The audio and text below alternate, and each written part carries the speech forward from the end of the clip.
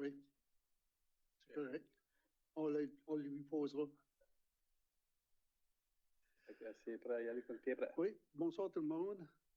Bienvenue à cette réunion du comité de stratégie et politique publique.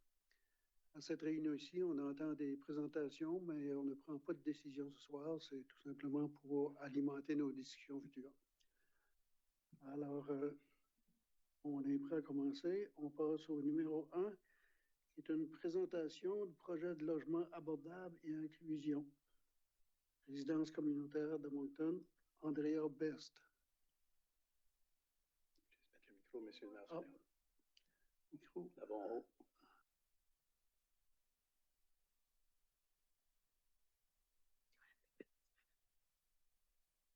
Hi, Dieppe City Council.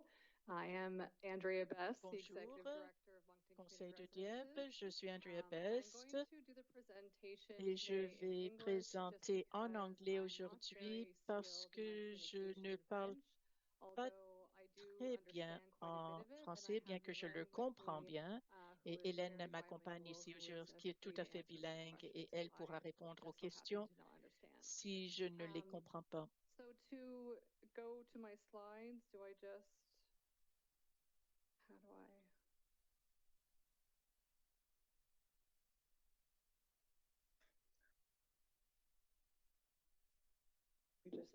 Et comment je fais pour passer mes diapositives?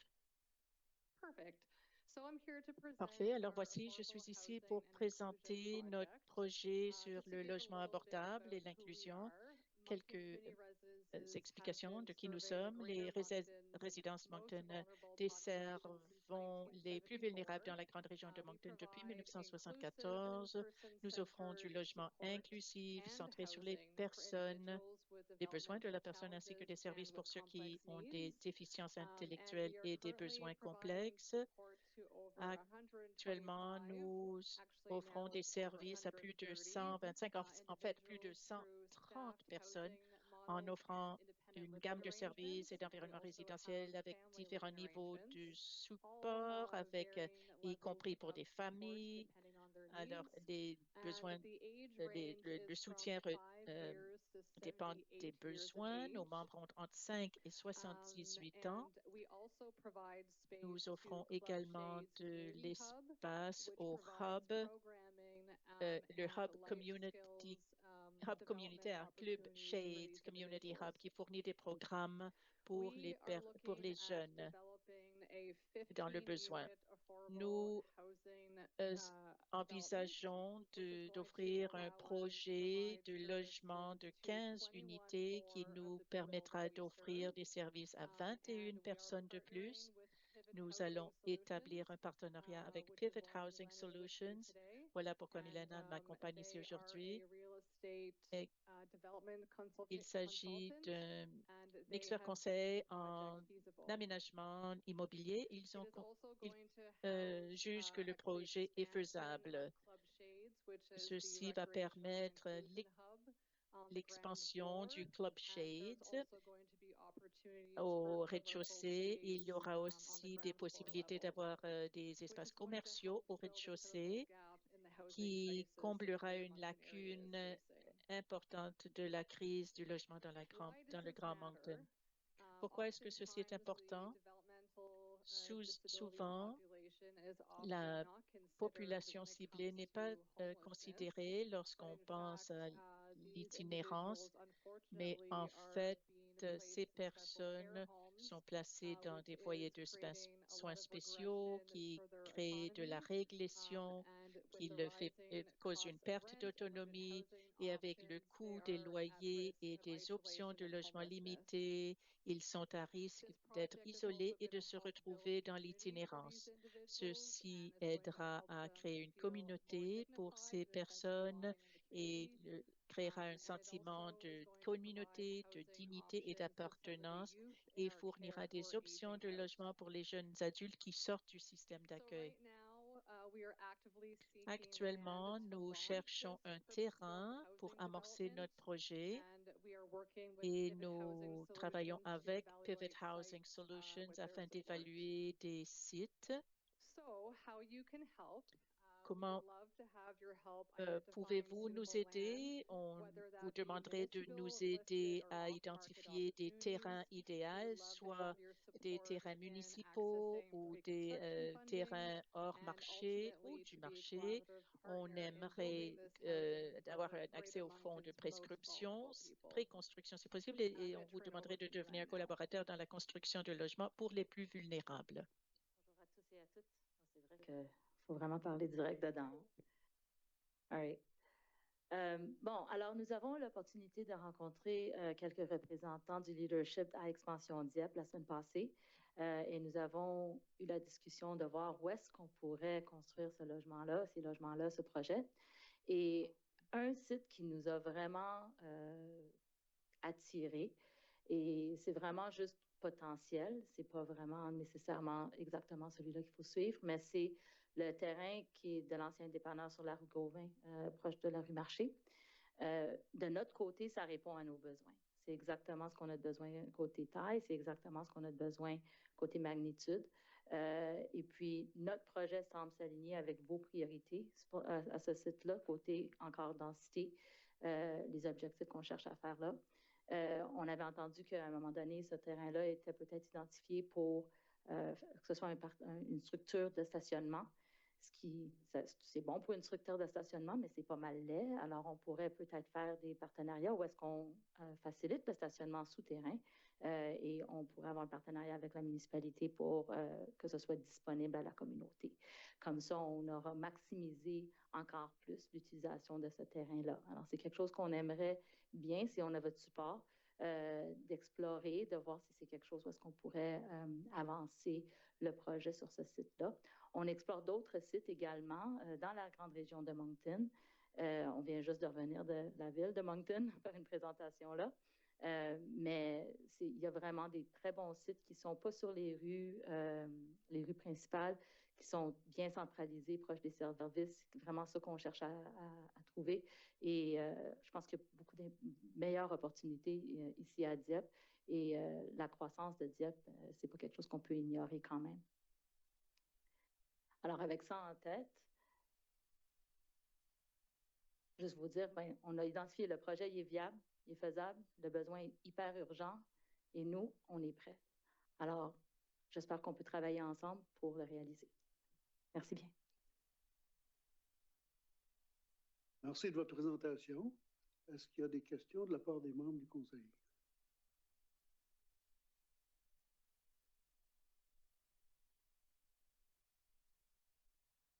Je n'en vois pas.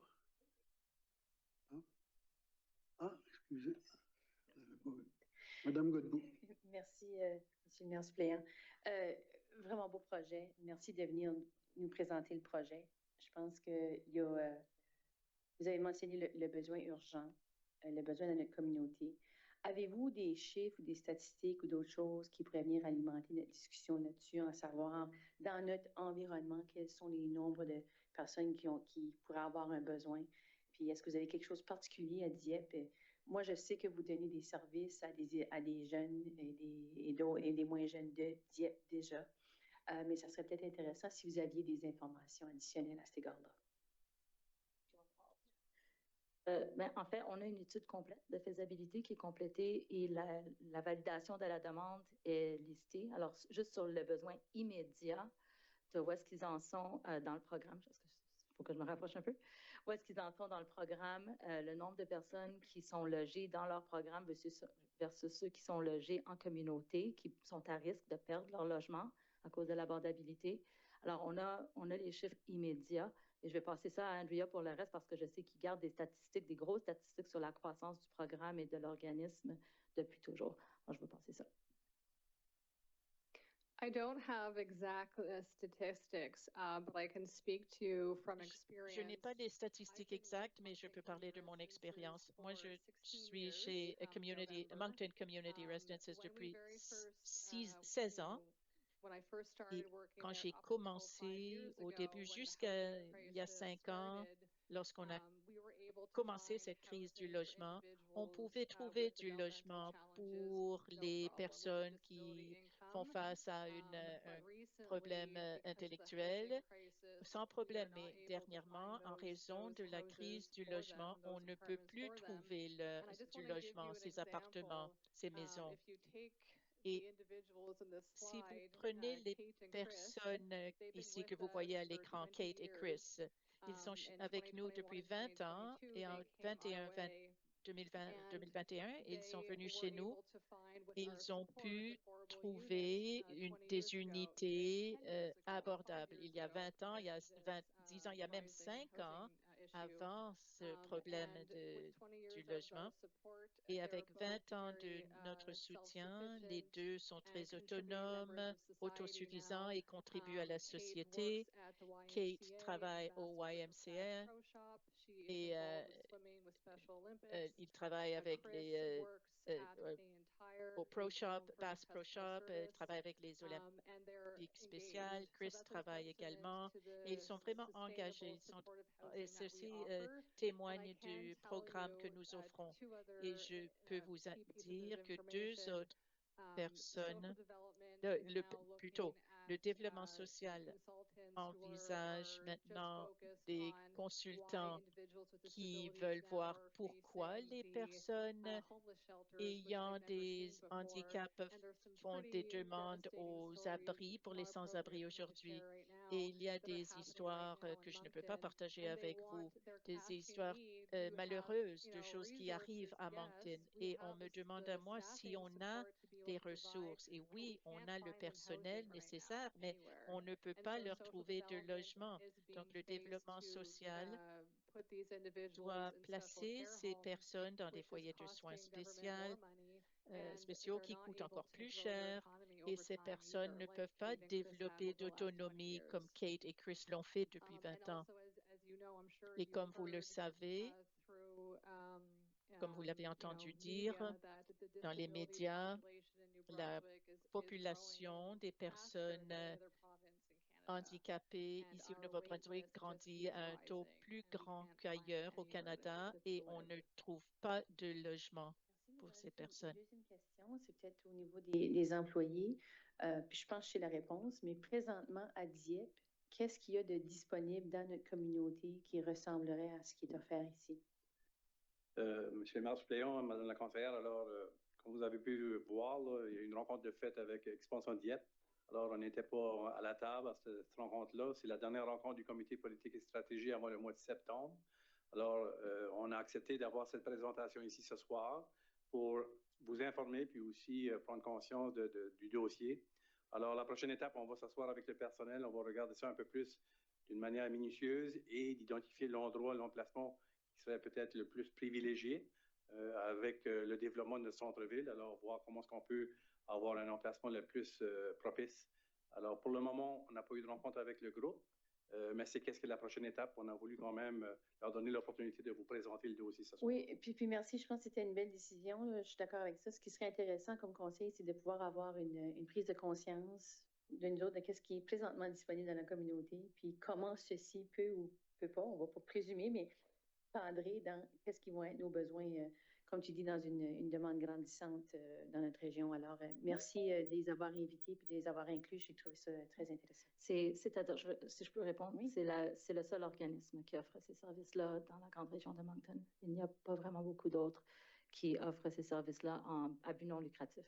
Je crois qu'il y a une école maintenant à Dieppe qui offre des programmes éducatifs pour les jeunes qui sont des délais développementaux et des problèmes d'apprentissage, mais au niveau communautaire et de vie et vraiment la vie de famille, etc., c'est l'organisme. Merci. Merci. Conseiller Lantagne. Merci, Monsieur le maire. Merci pour la présentation. Au niveau, vous parlez de 15 unités, puis aussi vous parlez de programme inclusif pour des personnes avec des besoins spéciaux. Donc, c'est-tu plus spécifiquement des chambres ou c'est des appartements complets? Il y a des personnes là-dedans qui ne peuvent pas nécessairement vivre seules, c'est ça? Ils sont accompagnés ou? Ce sont des appartements complets. Alors, nous parlons sur les 15, 9 and 6, right?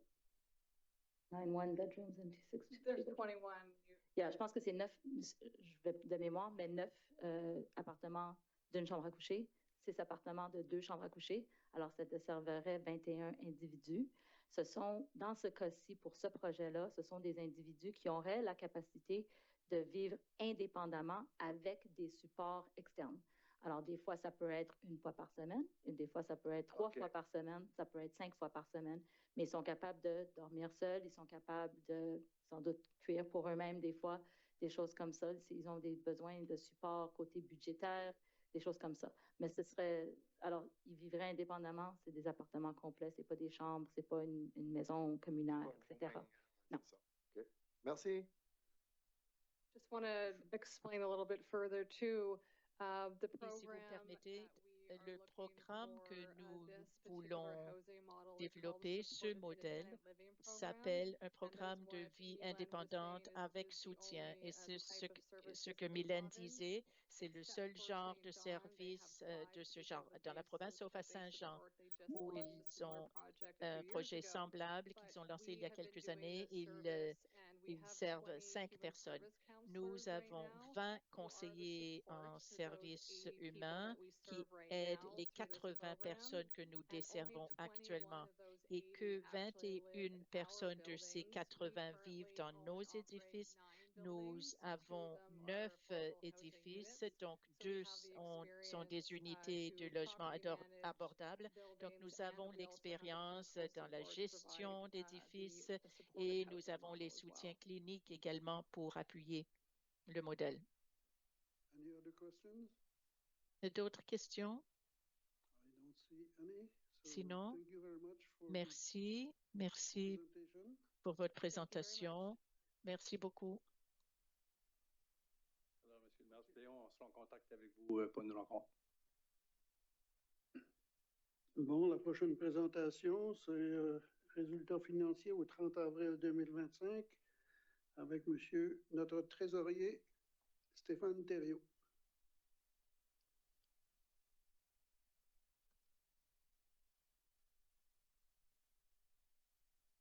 Donc, bonjour, Monsieur le maire suppléant, conseiller, conseillère, membres, collègues de travail et membres du public. Donc, je suis ici pour vous présenter vraiment où est-ce qu'on est rendu dans le premier, je veux dire, le premier tiers de l'année, c'est-à-dire les 4 premiers mois.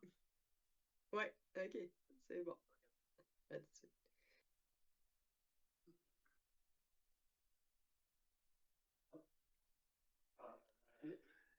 C'est bon.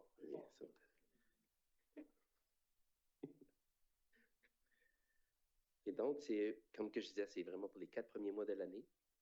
Puis, vite fait, je vous dirais, c'est presque un copier-coller de l'an passé, c'est-à-dire c'est pas mal les mêmes items qui vont ressortir, puis je vais vous expliquer ça à nouveau.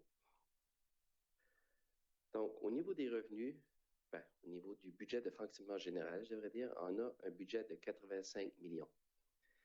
Vous pouvez voir que le budget à date, en termes de revenus, demande 27 millions versus les dépenses de 20 millions. Là, vraiment, qu'est-ce que c'est que j'essaie de faire ici?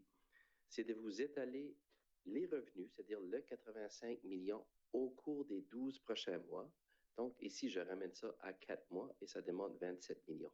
Les revenus sont pas mal linéaires, c'est-à-dire qu'on reçoit 77-78 millions de la province. C'est divisé par 12, on reçoit ça à tous les mois. Les autres revenus qu'on a, comme les permis de construction, les revenus d'Arena, exemple, c'est un petit peu plus au niveau de l'hiver, les revenus. Donc, j'essaie vraiment de les étaler où est-ce que ça appartient dans les mois que ça appartient. Les dépenses, par contre, vous pouvez voir qu'il y en a un petit peu moins. On parle de 20 millions versus 27 millions. C'est parce que les dépenses, il y en a une coupe qui arrive plus à la fin de l'année. C'est-à-dire comme le paiement de la dette. Le service de la dette, on paye 6 millions, mais il y en a 5 millions qu'on paye à la fin de l'année, puis à peu près 1 million qu'on paye en moitié d'année. Donc, c'est pour cette raison que vous allez voir que les dépenses vont augmenter d'ici à la fin de l'année. Mais pour l'instant, on estime qu'on aurait dû dépenser environ 20 millions. Lorsqu'on compare ça avec les revenus et les dépenses actuelles, donc le budget versus l'actuel, c'est ici que je vous présente qu'il y a un surplus de 1,5 million, puis je vais vous expliquer ça dans les prochaines diapositives. Donc, au niveau des revenus, On peut voir que l'impôt foncier, la première ligne, il y en avait 77 millions, comme je disais tantôt, pour l'année. Et puis, jusqu'à date, on aurait dû recevoir 26 millions et c'est qu'est-ce qu'on a reçu, 26 millions. Donc, il n'y a vraiment pas d'écart de cet item-là. Même chose au niveau des financements au Nouveau-Brunswick, il n'y a pas d'écart. On doit recevoir 450 000 au cours de l'année, 150 000 jusqu'à date. C'est qu'est-ce qu'on a reçu, donc il n'y a pas d'écart.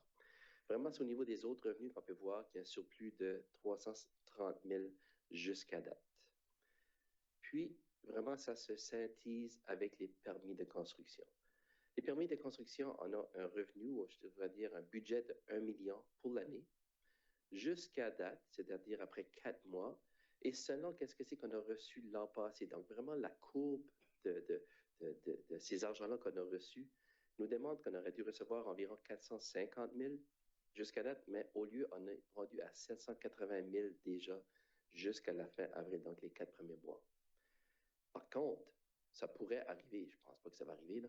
Admettons que les 8 prochains mois, il n'y a pas de revenus de construction qui arrivent, on parle de même 780 000, puis on avait 1 million de budget, qui veut dire que là, oups, on sera en déficit de 200 000, exemple. Donc, c'est vraiment, il y a du timing, une question de timing là-dedans, mais qu'est-ce qu'on voit jusqu'à présent, c'est qu'il y a un surplus, on a plus de permis de construction que l'an passé à pareille date pour les 4 premiers mois de l'année. Un item peut-être que je vais juste souligner pour tout de suite, puis je vais en parler un petit peu à la prochaine diapositive. Dans les autres revenus, on peut voir le budget initial qui est de 7,61 millions, de 7,6 millions. À l'intérieur de ce 7,6 millions-là, il y a un 2,1 millions qui appartient aux revenus de la réserve. Donc, on fait un transfert de la réserve de 2,1 millions. C'est qu'est-ce que c'est qu'on a de budgété. Ce 2,1 millions-là, ce sont vraiment les ponctuels ou les dépenses ponctuelles qui est budgété durant l'année 2025. La stratégie est que d'ici à la fin de l'année, si on a au moins 2,1 millions de surplus, ça fait en sorte qu'on n'aura pas besoin d'aller piger dans la réserve pour financer ces dépenses-là. Donc, à ce moment-là, on va rester l'argent en réserve pour les prochaines années, pour les prochains ponctuels, si on veut, pour les années futures. C'est un peu ça la stratégie de ce côté-là au niveau des revenus de la réserve.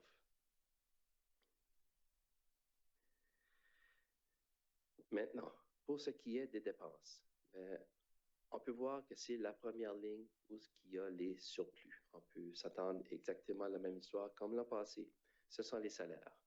Les salaires, on les a de budgétés à 26 millions pour l'année. À date, on devrait avoir dépensé environ 8,5 millions. On a dépensé 7,4 au lieu, qui veut dire que ça donne un surplus d'environ 1 million.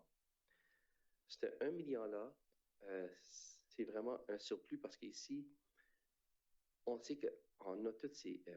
comment je pourrais dire ça? On budgète à 100% comme quoi que tout le monde est ici présent et tous les postes vacants sont fournis à partir du 1er janvier, ce qui n'est pas le cas. En date du 1er janvier, justement, on avait 23 postes vacants. Il y en a, pendant les 4 premiers mois, il y en a à peu près la moitié qui ont été remplis.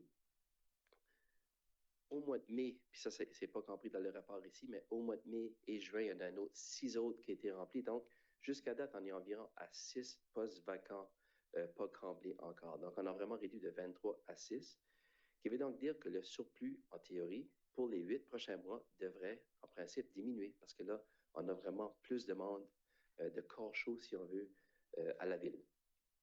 Donc, il en reste 6 à être pourvus d'ici à la fin de l'année. Ensuite de ça, les autres dépenses, les commissions externes, le coût de l'eau, capital d'opération, service de la dette, comme j'expliquais tantôt, on est on par, on est égal à qu'est-ce que c'est qu'on budgète, où est-ce qu'on est rendu. Donc, il n'y a pas vraiment d'écart ou de surplus à noter pour l'instant. Ça, c'est vraiment, comme surtout au niveau du capital d'opération, c'est à la fin de l'année que là, vous allez voir que, bon, ben, on a fait tous les projets en 2025, on prévoyait utiliser 14 millions. Qu'est-ce qu'on a utilisé? Maintenant, est-ce qu'on a utilisé 10 au lieu de 14? On prend les 4 qui restent, on l'envoie en réserve pour les années futures, etc. Ça, c'est qu'est-ce que je vais vous présenter à la dernière réunion de l'année lorsqu'on fait les transferts à la réserve. Mais pour l'instant, le 14 millions, ben, on ne prévoit pas en dépenser ou ou plutôt on a dépenses, mais ça se passe au niveau du budget de capital et non au budget de fonctionnement. C'est ça qui est la différence entre les deux. Au niveau des autres dépenses de 20 millions, comme on peut voir, on est en léger surplus de 90 000 jusqu'à date. Les autres dépenses, c'est vraiment les comptes d'entretien, réparation, les études, les dépenses d'électricité, etc. C'est vraiment l'opérationnel comme tel. Et puis, on est à 5,21 millions de budget à date et on a dépensé 5,12. Donc, on parle de 90 000. Il y a un peu des surplus, il y a un peu des déficits. On les analyse, par exemple, au niveau de l'entretien de l'uniplex. Jusqu'à date, ça nous coûte un petit peu plus cher. Présentement, on a un déficit d'environ 40 000, mais peut-être que ça va se rattraper d'ici à la fin de l'année, exemple. Le contraire se produit au niveau de l'entretien de l'hôtel de ville. Quand on est en surplus de 40 000, mais d'ici à la fin de l'année, peut-être qu'il y aura plus de dépenses et on va perdre ce surplus-là. Donc, c'est vraiment une question de timing ici. Donc, le 90 000, il n'est pas vraiment gelé comme tel. C'est vraiment... il peut évoluer durant l'année comme tel. Donc, on verra plus à la fin de l'année vraiment c'est quoi le portrait pour celui-là. Donc, c'est qu'est-ce qui donne le 1,15 million de surplus au niveau des revenus, combiné aux 300 000 qu'on a vu tantôt au niveau des revenus. C'est ici, excusez, ça c'est les dépenses. Donc, ça vous donne 1,5 million à date qu'on prévoit ou qu'on peut voir, mais d'ici à la fin de l'année, ça peut varier encore quelque peu comme raison. Avez-vous des questions avant que je vais à l'eau et l'égout? Pas de questions? On continue? Donc, au niveau du budget de l'eau et l'égout, c'est des budgets un peu plus petits, comme vous pouvez voir. Donc, on parle de 16 millions pour l'année. On a des budgets de revenus de 6 millions à date, comparativement à des dépenses de 4 millions. Donc, on devrait être en surplus de 2 points. Ben, je dis en surplus. Là, c'est vraiment une question de cash flow. C'est comme si, en début de l'année, on a 16 millions. On va recevoir 16 millions. On avait 0 dans notre état de compte de banque. Mais là, aujourd'hui, on devrait être rendu environ 2,3 millions d'argent à la banque. Mais au lieu, on a 2,55. Donc, on a 230 000 de plus que de budgété. On peut voir que les revenus, c'est à 60 000 de ce côté-là et à 170 000 au niveau des dépenses.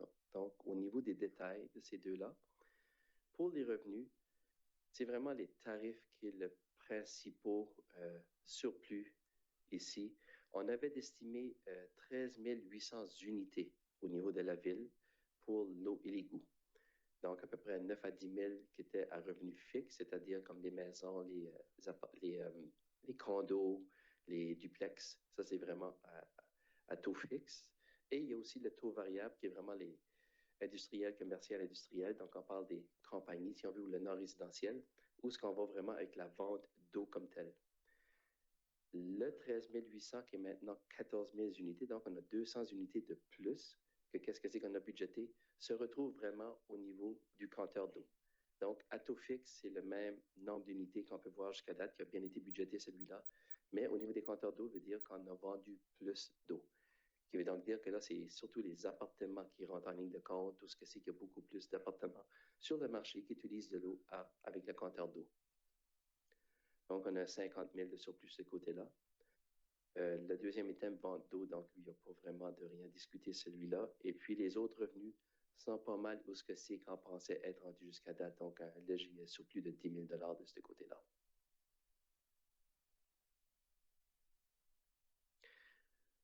Pour ce qui est des dépenses, mais sans surprise, ce sont les salaires. Donc, c'est la même histoire qui se répète. Tantôt, lorsque je vous ai parlé de 23 postes vacants, c'était vraiment au niveau de la ville, général et au égout inclus. Donc, il y a un petit peu de au égout là-dedans et de général.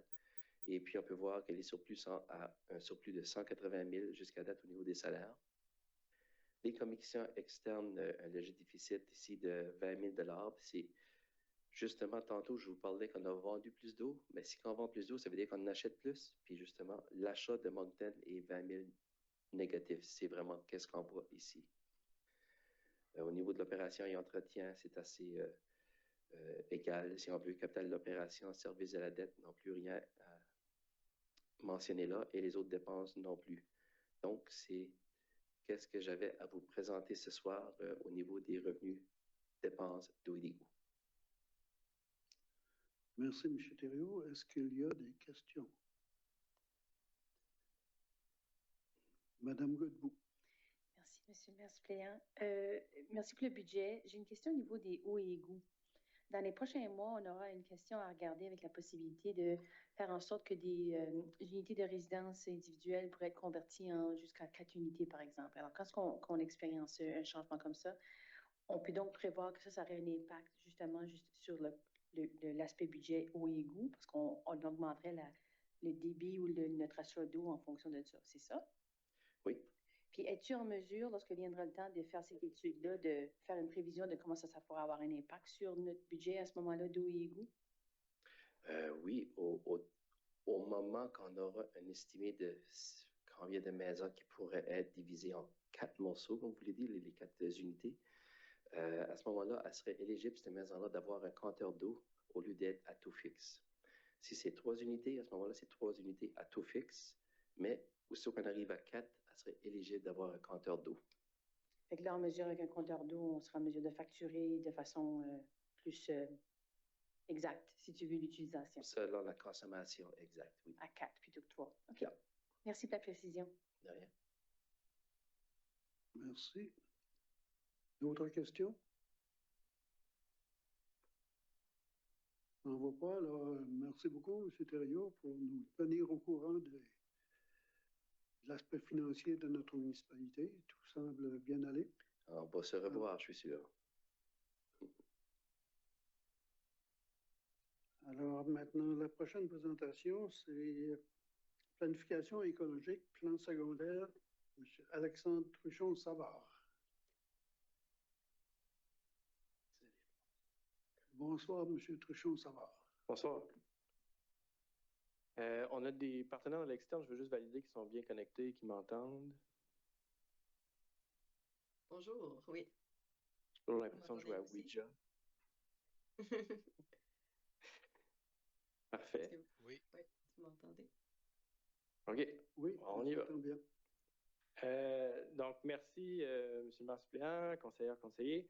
J'ai le plaisir de présenter aujourd'hui le résultat du travail que nous avons fait en collaboration avec le laboratoire d'écologie appliquée de CCNB Innove, dont Stéphanie Paradis-Léger qui va présenter aussi avec moi aujourd'hui, et Dodic Gassa aussi, je crois, qui est dans les espaces virtuels avec nous, là.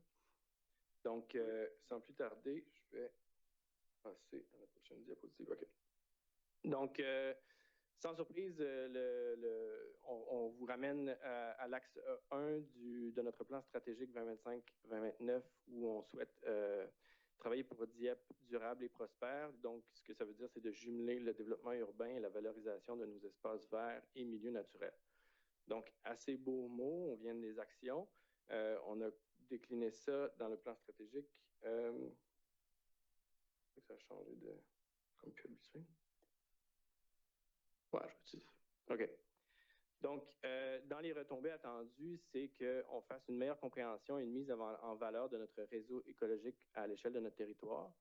Et dans le but d'avoir une vision 2035, que Dieppe se distingue comme une ville audacieuse, adoptant des approches innovantes pour gérer son développement de manière durable. Donc, évidemment, nous, au service de l'environnement, on n'a pas toutes ces compétences-là. Donc, on s'est associé avec les chercheurs de CCNB Innove pour travailler ce point d'action-là. On a vu une opportunité d'une approche pilote avec le secteur du plan secondaire pour l'extension du boulevard Dieppe, qui va être visé par un vaste exercice de consultation publique, de cartographie, de zonage. Donc, c'est l'occasion, je pense, d'intégrer ici une composante environnementale innovante en pensant à l'intégration des secteurs écologiques à même la planification urbaine en amont des projets, de travailler à une reconnaissance des services écologiques, puis d'assurer une connectivité entre les espaces naturels. Donc, s'assurer aussi que les plantes, les animaux puissent circuler entre les différents espaces de conservation. Donc, juste pour vous situer, la zone d'étude, on parle ici vraiment du plan secondaire qui est non seulement l'extension du boulevard Dieppe, mais aussi le secteur Dover au sud de la ville. On y réfère dans l'étude par l'appellation district 17 et 18. Ça fait référence à la stratégie de croissance urbaine de mon collègue Alexandre Girard au service de planification, où on a divisé la ville en différents secteurs, Donc, nous, c'était pour s'attacher un peu à cette démarche-là aussi, pour amener de l'information qui va être complémentaire à la stratégie de croissance urbaine. Donc, c'est pour ça que dans l'étude, vous allez voir dans les résultats de CCNB et dans le rapport qu'on fait référence au secteur 17 et 18. Donc, 17, on parle vraiment de la zone qui est touchée par l'extension du boulevard Dieppe. 18, c'est la section au sud, là, on va dire Dover. Donc, je passerai la parole à nos collaborateurs ici du Centre Innov. Oui, bonjour. Donc, moi, c'est Stéphanie Paradis-Léger. Je suis chercheure en écologie appliquée. Je suis ici avec mon collègue Dodic Gassard, qui est également chercheur chez nous. Donc, on fait partie d'Innov, qui est un centre de recherche appliqué. Donc, on tente d'offrir des solutions qui sont réalistes, qui sont innovantes à des enjeux concrets. Et notre division, plus spécifiquement d'écologie, donc qui cherche à traiter de toutes sortes de questions environnementales. Et notre mandat dans le cadre de ce projet-ci, c'était donc de fournir une analyse qui était rigoureuse, qui était fondée sur les meilleures données disponibles pour orienter la protection et la mise en valeur des milieux naturels sur le territoire d'étude, donc ces districts 17 et 18 de la ville de Dieppe. Donc, un portrait rapide de la situation écologique actuelle dans les districts. Bien, ce sont des quartiers qui ont jusqu'à présent vu quand même peu de développement urbain. Donc, on retrouve encore beaucoup de forêts qui couvrent à peu près 50% de la superficie des deux districts. Donc, on y retrouve toutes sortes d'espèces forestières dominantes comme le sapin baumier, le bouleau à papier, l'épinette noire, aussi d'autres espèces plus emblématiques comme l'érable rouge, le pin blanc, l'épinette rouge. Et c'est un habitat potentiel pour au moins 15 espèces fauniques à statut particulier. Je me vois en double, est-ce que c'est normal? La présentation est encore là? Oui. On retrouve également là, des surfaces protégées. On peut... non, on peut laisser. Les surfaces protégées sont dans les deux cartes. Donc, on a un zonage qui est conservation, donc le long de la rivière Porticodiac au niveau des marais côtiers. Et on y retrouve également plusieurs parcs qui sont des zones multi-usages, mais qui sont des espaces verts là, qui offrent plusieurs services écologiques. Prochaine. Donc, c'est un territoire qui est également assez riche au niveau hydrologique.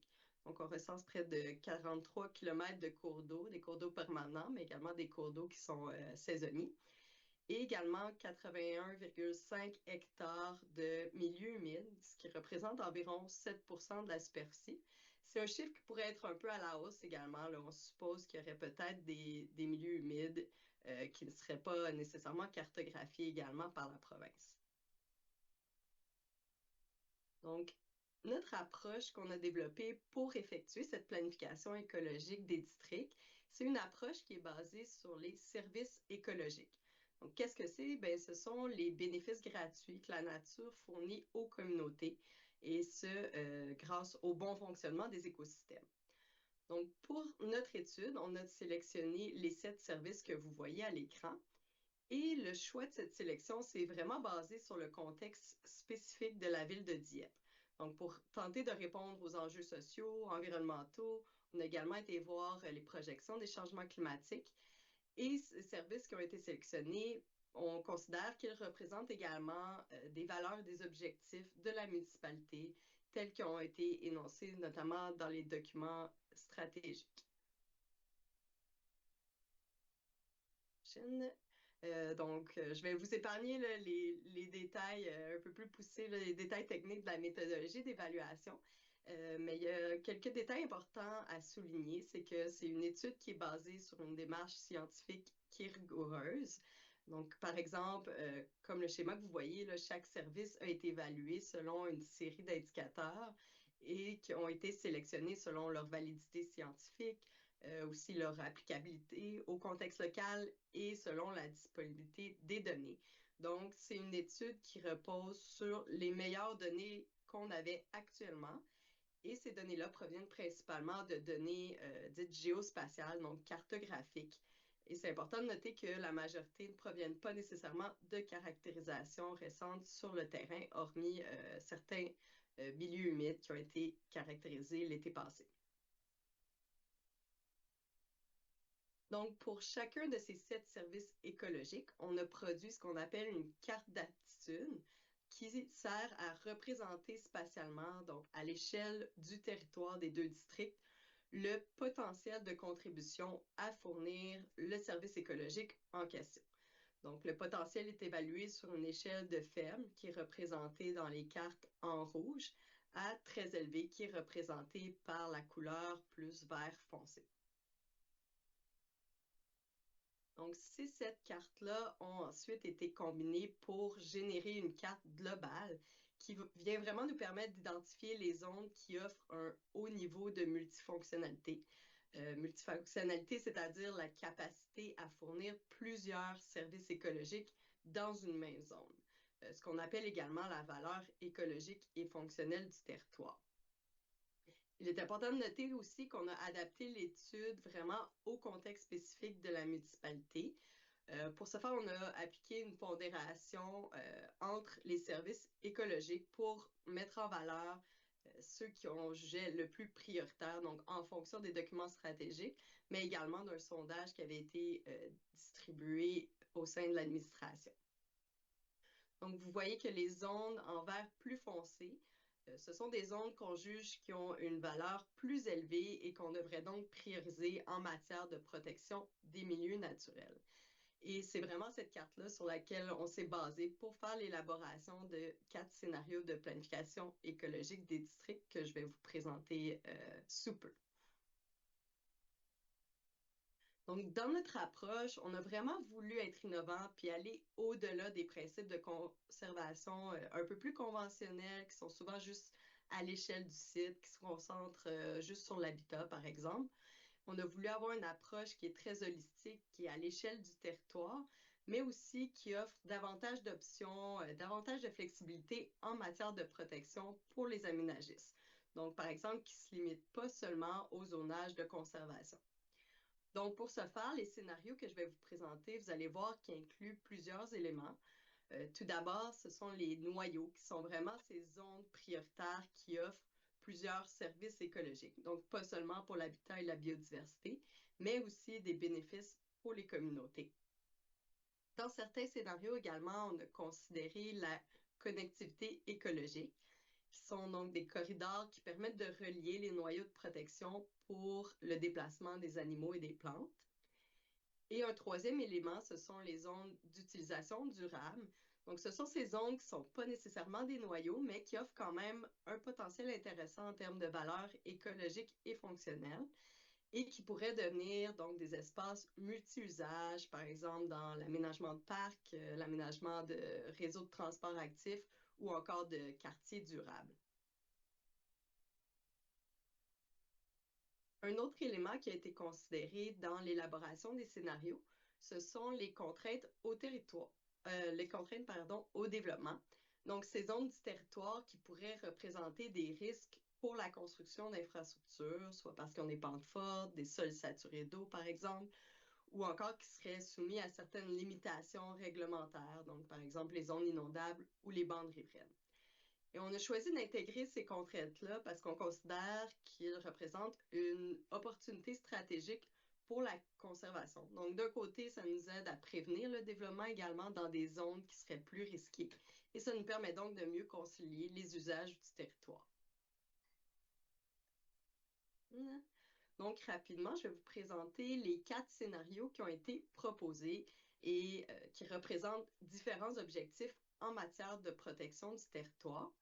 Ces scénarios-là constituent un point de départ qui sert à orienter les discussions en matière d'aménagement du territoire. Il est important de noter qu'ils ne représentent pas nécessairement la version définitive de la planification écologique qui sera déterminée ultérieurement par la municipalité. Donc, notre premier scénario, c'est un scénario 5% de protection du territoire qui est un objectif minimal en matière de protection des milieux naturels et qui permettrait d'assurer donc la protection des habitats, des milieux naturels les plus critiques, et ce afin de préserver les fonctions écologiques vraiment de base. Et on considère que c'est une approche qui est assez risquée en termes de résilience du territoire. Le deuxième scénario, à 15% de protection, Mais ça nous permet de protéger 5 noyaux à haute valeur écologique et fonctionnelle. On y a intégré également certains éléments de connectivité écologique et on considère que c'est une approche qui est à risque modéré pour le maintien à long terme des services écologiques prioritaires pour la municipalité. On a également choisi de représenter un deuxième scénario 15%, qui inclut uniquement certaines contraintes au développement. Donc, qui n'est pas du tout basé sur l'évaluation des services écologiques qu'on a fait. On a choisi de l'intégrer comme scénario alternatif un peu à l'étude parce que ça nous permet de comparer entre une planification qui est peut-être un peu plus conventionnelle, là, qui suit seulement les contraintes physiques du territoire, et les autres scénarios qui tiennent davantage compte des bénéfices que la nature nous rend.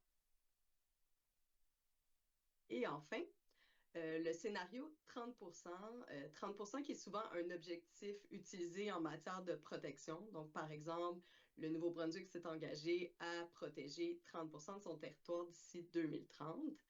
C'est un scénario qu'on considère à faible risque parce que ça nous permettrait d'atteindre plusieurs seuils idéaux en matière de superficie, de qualité d'habitat, de diversité également, de milieux naturels et de connectivité écologique, et ainsi d'assurer le maintien à long terme de ces 7 services écologiques-là et d'une façon qui serait vraiment répartie sur l'ensemble du territoire.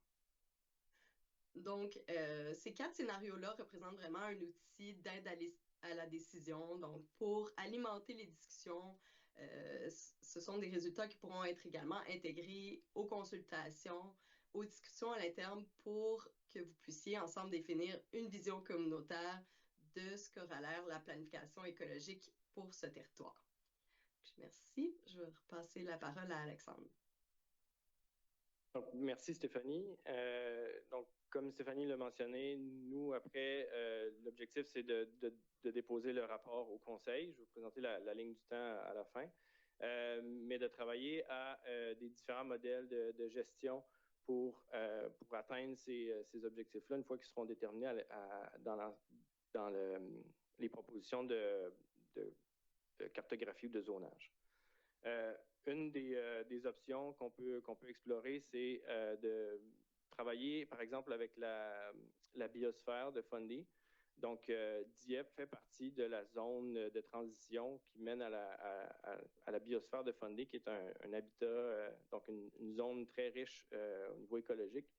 Il y a un exemple ici dans l'encadré rouge de Riverview qui vient de faire reconnaître le parc de Mill Creek comme un espace de conservation reconnu à travers le Canada qui contribue à atteindre les cibles de conservation de 30% dont Stéphanie faisait mention. Ça se fait soit en faisant de l'acquisition de terrain, en travaillant avec des partenaires privés pour qu'il y ait des modèles de gestion ou d'intendance, des intentions à long terme qui sont des engagements, ou de travailler vraiment avec des cadres réglementaires plus stricts. Donc ça, en résumé, c'est vraiment une approche innovante d'intégration des zones écologiques en amont d'un changement au plan municipal.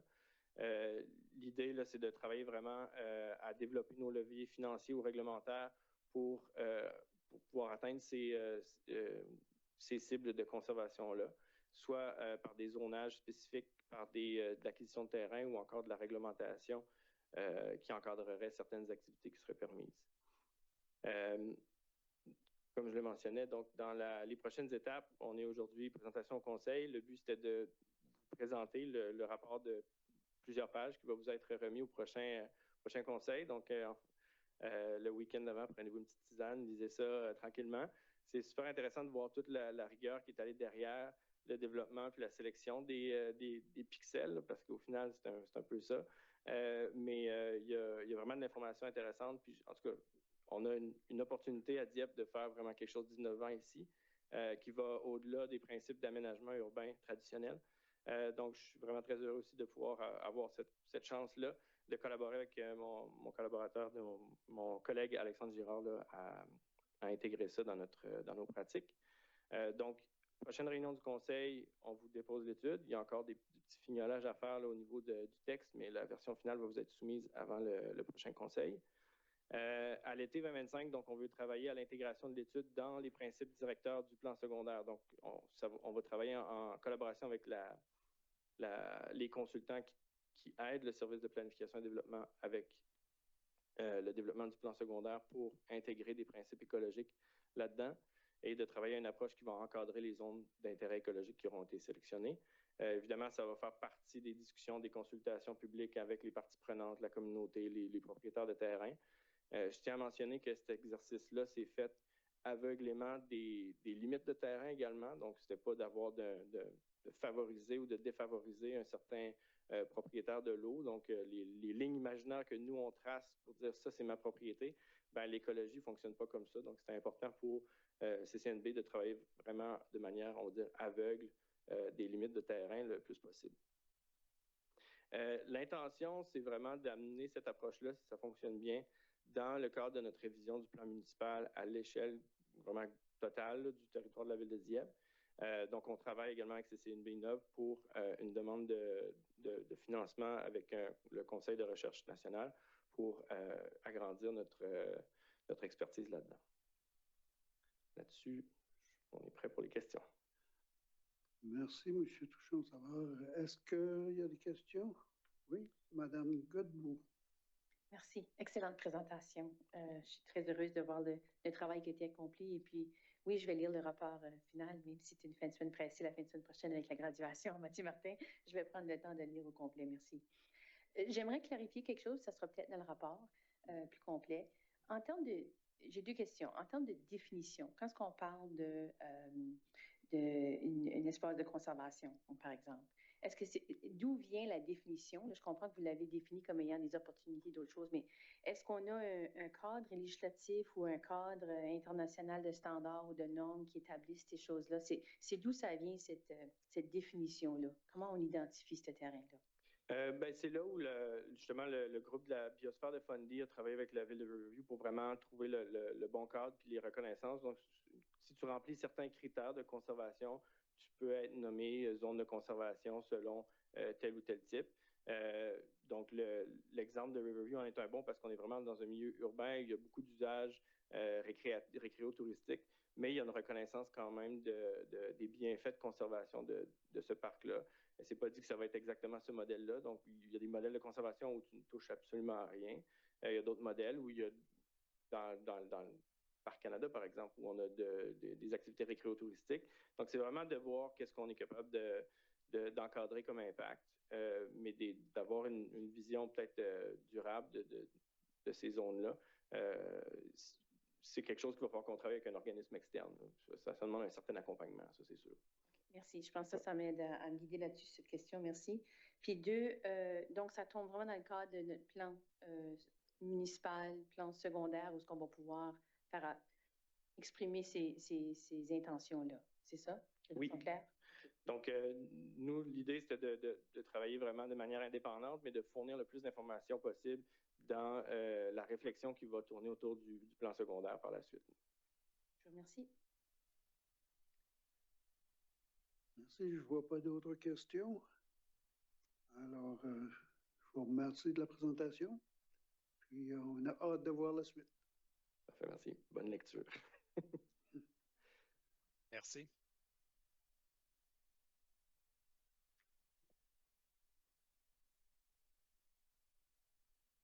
La prochaine présentation, c'est programmation estivale 2025 du secteur des loisirs avec M. Denis Leblanc. Alors, bonsoir, Denis. Bonsoir.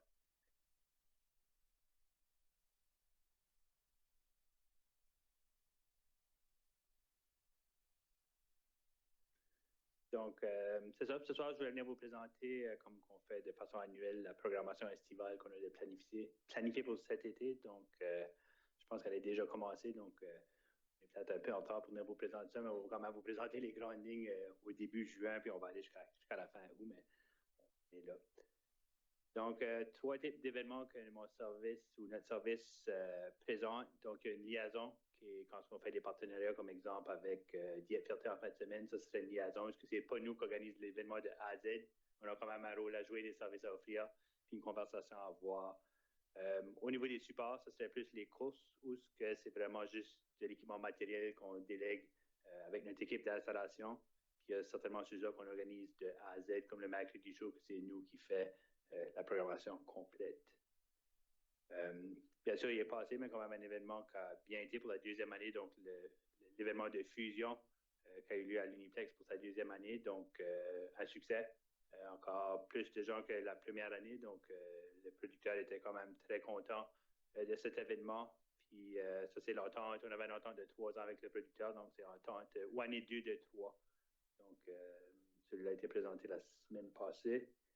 En fin de semaine, on a eu l'événement de Fierté Dieppe, donc ici à la place 104, avec plusieurs autres événements, donc la levée de drapeau qui a eu lieu à l'Hôtel de Ville, il y a eu du yoga extérieur, il y a eu une soirée trivia, un panel sur la transidentité au CCNB, des activités jeunesse à la bibliothèque, un marché queer et fête de quartier à la place 104 samedi, puis un heure de compte à la bibliothèque. Donc, de qu'est-ce qu'on a compris, les activités ont quand même bien été. Samedi, il y avait une belle météo aussi, là, comparé à l'année passée où on a eu un peu de pluie, donc la chance était de leur côté pour cet événement.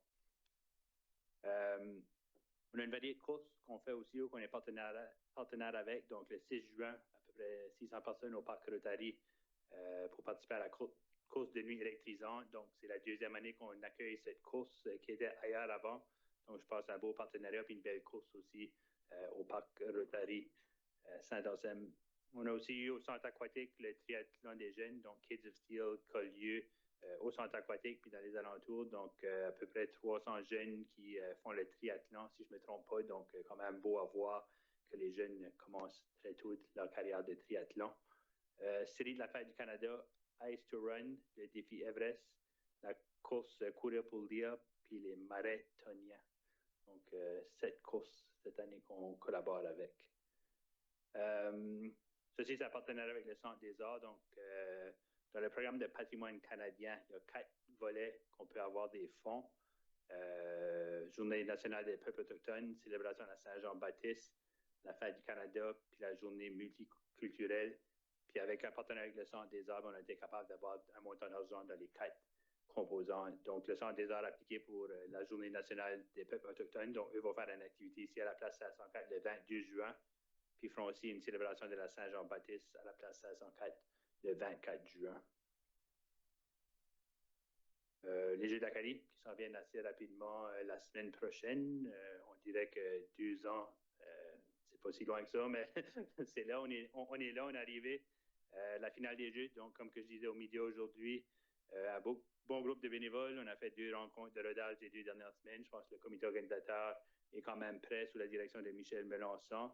Il y a quand même des activités clés, donc la cérémonie d'ouverture le 25 juin à l'Uniplex, avec un spectacle de la grosse équipe, donc un groupe d'Edmundston. Le 26 juin, ils essaient quelque chose de nouveau. Ils vont faire des vitrines. Ils invitent la population à venir voir du soccer féminin.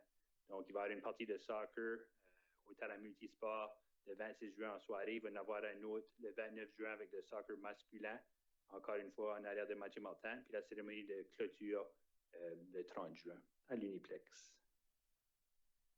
Ma collègue Émilie ne pouvait pas être ici ce soir, donc je vais présenter un peu la journée canadienne du multiculturalisme qui aura lieu le 27 juin, au milieu des Jeux d'Acadie. Donc, c'est un événement gratuit à la place 1604. Le but, c'est de faire des rencontres des 4 coins du monde. Il va y avoir un marché multiculturel, une cuisine du monde, puis des représentations artistiques et plus. Donc, de leur côté aussi, je leur souhaite du beau temps parce que les 2 dernières années, l'activité était sous la pluie. Fête du Canada, donc 1er juillet. Les activités des 2 dernières années avec le bazar a quand même bien fonctionné, donc on retourne avec la même formule. Carnaval de la Fête du Canada, un spectacle avec l'animateur jeunesse Art Richard, une cérémonie protocolaire et la levée de drapeau un peu plus tard que ce qu'on avait prévu l'année passée. Puis qu'est-ce qu'on a fait au lieu? L'année passée, on avait fait le bazar puis les spectacles par après. Cette année, on a essayé juste de tout mettre ensemble puis vraiment inviter la foule à être là en après-midi à la place 1604. Puis comme d'habitude, en soirée, à 22h, des feux d'artifice en partenariat avec la ville de Moncton et la ville de Riverview. Zone connexion jeu libre, donc cette année, du lundi au vendredi de 9h à 20h, nos jeux libres à l'extérieur seront mis à la place 104, donc du ping-pong, du basketball, des jeux de poche. On a fait faire des jeux de tic-tac-toe avec le club d'Asdor de Dieppe, lancer d'anneaux, des échecs et autres. Donc, les jeux vont être installés à la place 104 comme on fait de façon annuelle. Les matins, on invite les garderies à venir faire un tour. Nos étudiants vont être sur place pour être capables d'animer les jeunes qui sont en place ou qui veulent se déplacer. Donc, ça fait une petite randonnée gratuite pour eux. On aura aussi une crèmerie, puis comme vous l'avez vu, il y a une terrasse qui s'est installée à la place 104 aussi au Centre des Arts avec Ziriab Café. Donc, des petits ajouts pour la zone connexion. Puis les patins à roulettes aussi, oui. On va faire, comme on fait l'hiver avec les patins sur glace, on va faire la réservation de patins à roulettes aussi. Donc, les gens pourront essayer ça. Puis on voit de façon naturelle qu'il y a beaucoup de gens, quand on sort ici de l'hôtel de ville, qu'il y a des gens qui se mettent en patins à roulettes. Donc, c'est bien à voir. Les fêtes des quartiers sont de retour. Donc, l'année passée, on les avait changés. Au lieu d'être les vendredis soirs, on les avait mis le mardi soir, puis on avait beaucoup de succès. Donc, on retourne avec cette formule-là. Puis cette année, je vois qu'on a choisi beaucoup de parcs qui sont dans les écoles. Donc, j'imagine que ça va être des soirées assez populaires parce qu'on sait que les parcs des écoles sont très, très populaires. Donc, l'école Sainte-Thérèse, le parc du Verger, le parc des Faisans, le parc Rotary, le parc Rita McNeil, puis le parc à l'école Lou McNairy. Donc, je pense que ça va être des fêtes des quartiers assez populaires cette année. Les lundis de diversité sont de retour aussi. Les lundis de 18h à 20h. Donc, on fait un petit test pour le premier. Donc, on jumelle deux régions ensemble. L'intention des lundis de diversité est toujours de présenter la culture, mais que les gens de l'extérieur viennent aussi voir cette culture-là. Puis on a un peu de défis. Souvent, on voit que les lundis, si c'est les Philippines, c'est beaucoup de gens de la Philippine qui sont là. Donc, on essaie de voir cette année si on peut mélanger deux cultures ensemble, voir si on peut vraiment voir ces échanges-là. On a choisi l'Algérie et le Brésil, qui sont quand même deux gros groupes. Donc, on a hâte de voir qu'est-ce que ça va donner. Puis là, on va continuer avec la Philippine, la Colombie, l'Asie centrale, la Tunisie, le Madagascar, l'Inde, puis l'Ukraine. Les mardis actifs aussi, donc les mardis soirs, ici à la place 104, de l'entraînement. Donc, le 8 juillet, entraînement Pound. Le 15 juillet, du Latino Fit Zumba. Le 22 du Zumba. Le 29 du yoga. Le 5 août du Zumba. Encore du Latino Fit Zumba par après.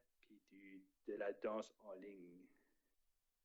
Mercredi chaud, je pense qu'on est rendu à 37 ou 38 ans de mercredi chaud. Donc, une tradition pour les résidents de Dieppe.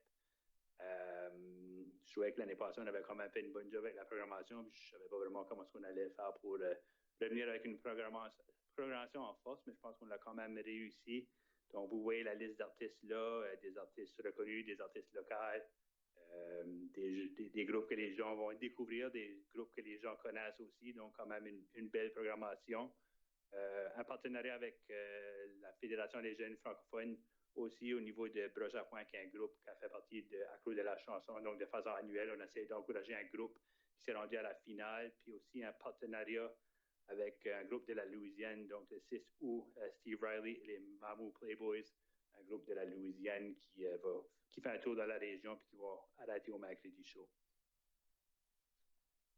Nouveauté cette année, on a essayé de voir si on pouvait créer l'engouement pour que les gens viennent au mercredi chaud en vélo. Donc, on voit peut-être qu'au mercredi chaud à nos événements, les vélos sont peut-être pas le choix le véhicule le plus choisi pour nous à nos événements. Donc, cette année, on a proposé un valet de vélo. Qu'est-ce que ça va être? On va avoir un enclos. On a déjà des racks à vélo à l'extérieur. Puis les gens pourront amener leur vélo. Puis on n'aura même pas besoin de l'attacher ou de le sécuriser. On va avoir des étudiants qui seront là pour s'assurer que leur vélo va être en sécurité. On sait que les vélos aujourd'hui, c'est plus des vélos de 125 $. Des fois, c'est des vélos de 2 000 à 3 000 $. Donc, les gens sont ils veulent moins les laisser un peu partout. Donc, on va l'essayer. On va encourager que les gens viennent en vélo. Puis j'espère que cet été, on peut voir que nos racks à vélo sont pleins. Puis qu'il y a plusieurs vélos là. Ça sera gratuit aussi. Puis comme que je dis, ça sera peut-être un peu moins encombrant de laisser ton vélo, l'attacher, sécuriser, puis partir. Donc, ils pourront le faire comme qu'ils veulent. Le jeudi, on revient avec de quoi un peu nouveau. On l'appelle ça jeudi en cavale. Donc, c'est un peu des activités aléatoires qu'on a trouvées, mais on a fait un partenariat avec la Ligue d'impro de la LIO, qui est au Centre des Arts, qui a quand même du succès. Donc, on veut voir est-ce qu'ils peuvent avoir du succès en été puis à l'extérieur. Donc, ça va être un spectacle qui va être sur la scène extérieure. le 10 juillet, on fait un genre de home party avec un DJ, donc la musique pour animer les jeunes. Puis on regarde aussi ajouter des camions de rue ces journées-là aussi pour voir si on peut amener les gens à la place 504. Le 17 juillet, c'est un partenariat avec Sunshine Rollers et Muddy River Rollers pour encourager le patin à roulettes, faire un genre de disco à la place 504. On revient avec la match d'impro aussi, on revient avec le foam party. On va aussi voir avec l'intérêt de vagues de cirque. Je ne sais pas si vous en souvenez, à la place 504 à Montréal, on avait fait venir une grosse tente de cirque pendant le festival de cirque ou pendant la Franco-Fête, si je ne me trompe pas. C'est la Franco-Fête, oui. Donc, c'est le même groupe qui revient ici, qui vont faire une animation de cirque à la place 504.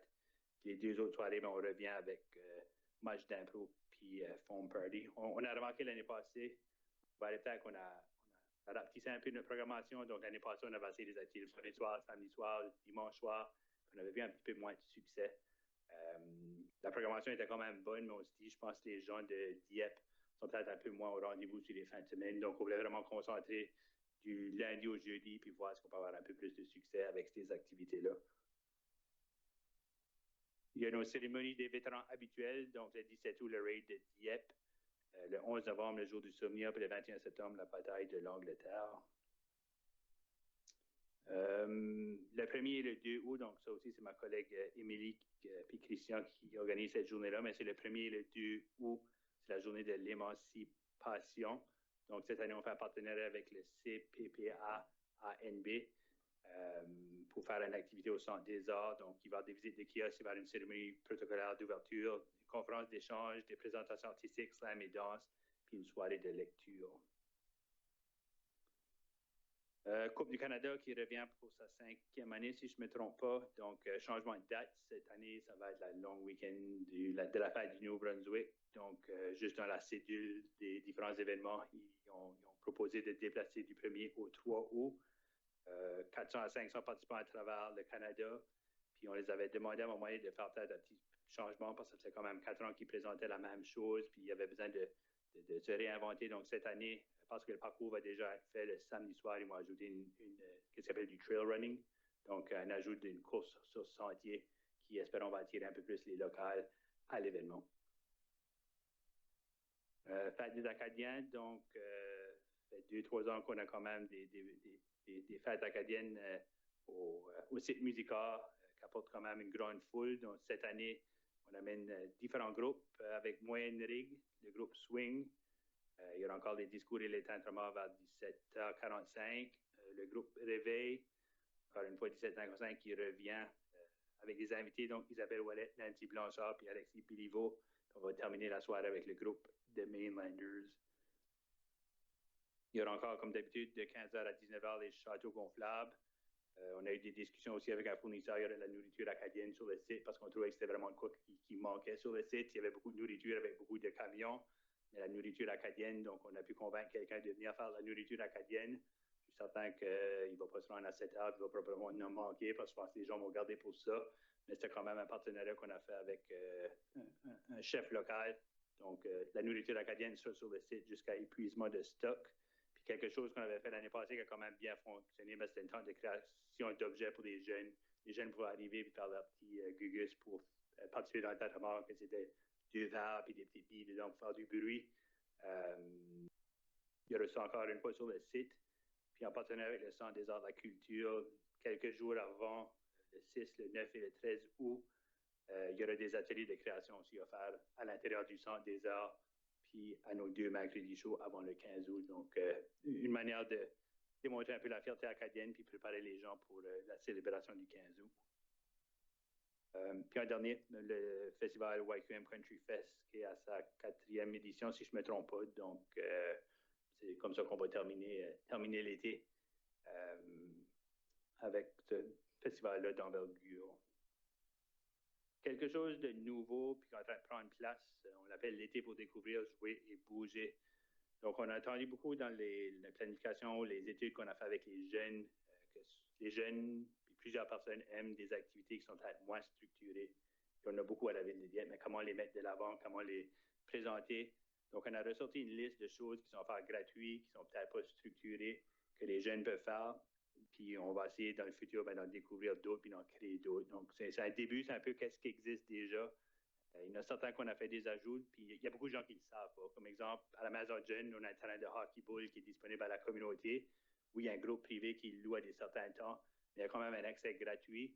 Aucun membership du Club est requis ou de la Maison Jeune, disponible du lundi au jeudi de 9h le matin à 15h le jour, le vendredi soir de 17h à 21h, le samedi après-midi de 13h à 21h, puis aussi le dimanche de 9h à 14h30. Donc ça, c'est toutes des activités qui sont gratuites, non structurées. Tu arrives avec ton bâton puis tu joues. On a aussi créé un partenariat jeunesse avec une de nos étudiants. Donc, avec la Maison Jeune, on a proposé de travailler ensemble avec eux pour créer des activités pour les jeunes de 10 ans à 18 ans dans la municipalité cet été. Donc, c'est quelque chose qu'on travaille avec. On n'a pas encore nécessairement tous les détails, mais c'est quelque chose qu'on veut travailler avec la Maison Jeune pour développer, pour essayer de trouver des activités pour nos jeunes adolescents. Repas jeunesse aussi, un terrain de basketball extérieur, gratuit, aucun membership du club requis. Nous, les lundis soirs, on va mettre quelqu'un en place pour animer un peu, donc un jeune étudiant qui sera là, qui pourra animer, qui pourra structurer, faire des équipes, jouer avec les jeunes, mais il est accessible à tous les jours, puis il est gratuit. Donc, on va faire ça du 7 juillet au 27 août. Au disc golf, donc beaucoup de gens ne connaissent pas le disc golf, puis ils sont peut-être intimidés de l'essayer parce que beaucoup de gens jouent au golf, mais pas nécessairement au disc golf. Donc, on a fait un partenariat avec la bibliothèque de Dieppe pour faire la location de disques. Donc, un disque de disc golf, ce n'est pas quelque chose qu'on a juste dans notre remise ou qui traîne à la maison. Donc, la bibliothèque, on les a fournis avec des disques, puis tu pourras aller là puis louer des disques à partir du 7 juillet. Accès gratuit au terrain en tout temps au longueur de l'année, sauf les lundis soirs, puisqu'il y a une ligue de golf de Dieppe qui joue le lundi soir. Puis aussi au niveau de l'apprentissage, je pense que le club a préparé des vidéos YouTube qui te démontrent comment jouer au disc golf. Donc, pas nécessairement besoin d'avoir quelqu'un là à tous les jours pour l'apprendre. Au niveau du tennis, ça fait longtemps que ça existe, mais je ne suis pas convaincu que les gens le savent nécessairement. Il y a des accès gratuits au terrain de tennis à Dieppe, à côté de l'ancienne Arena Centenaire, où tu n'as pas besoin de membership du club qui est requis. Puis tu peux jouer de dimanche, de midi à la fermeture gratuitement, sans nécessairement besoin d'être membre du club. Pickleball, c'est la même chose. Donc, on sait que le pickleball, c'est populaire. On voulait quand même s'assurer qu'il y avait des temps pour la communauté où aucun membership du club était requis. Donc, les temps, c'est du mercredi de 8h à 10h, le vendredi de 10h à midi, et le samedi et dimanche de 12h à 14h. Cricket, la même chose. Celui-là est un peu plus difficile à jouer juste comme ça parce que ça a besoin quand même d'une équipe, mais le club de cricket de Dieppe a quand même accepté d'offrir des sessions gratuites les mercredis soirs du 7 juin au 27 août de 18h à 19h30 où tu peux rendre au terrain de cricket puis apprendre à jouer au cricket. Donc, c'est pas quelque chose comme le hockey qui est à l'intérieur de nous, que tout le monde sait comment jouer. Je suis certain qu'il y a des gens qui sont curieux puis qui voudraient apprendre à jouer au cricket. Donc, l'opportunité est là. Ils ont une connexion peut-être patin à roulette, mais je l'ai mentionné un peu tantôt. Le seul temps qu'il n'y aura pas de patin, mais c'est pendant les mercredis chauds. Coin 55 plus aussi. Le coin 55 plus est là. Le comité de programmation des années fait des activités gratuites de 10h à 12h tous les mardis. Donc, il y a quelqu'un là, l'équipement est disponible, les jeux de rondelles, les fers à cheval, puis le palais sur plancher. Puis d'autres activités libres qui existent. On a des terrains de basketball un peu partout dans la communauté, donc Parc Dover, Parc Lavoie, Parc à Lakeburn, comme j'ai mentionné tantôt. On a l'entraînement avec équipement extérieur au Parc Dover, au centre aquatique aussi. Patin à roulette, tu peux aller faire du patin à roulette au Parc Dover aussi, autour des terrains de soccer. Puis aussi la piste de BMX au Parc Rotary Saint-Anselme, qui dernièrement semble prendre un peu plus d'ampleur parce qu'il y avait une clôture à un moment donné autour, puis on dirait que le monde ne savait pas s'il pouvait y aller ou pas. On a enlevé la clôture, puis on dirait que de plus en plus, les jeunes se sentent qui peuvent y aller. Donc, on a plus de jeunes qui vont là dans les derniers temps. Merci de la présentation. Est-ce qu'il y a des questions ou commentaires pour Denis?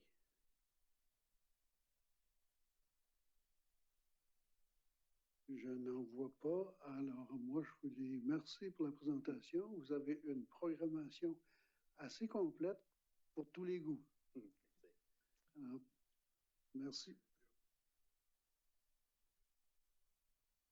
OK, le prochain présentation, programmation estivale, secteur patrimoine et partenariat, Mégane Capello.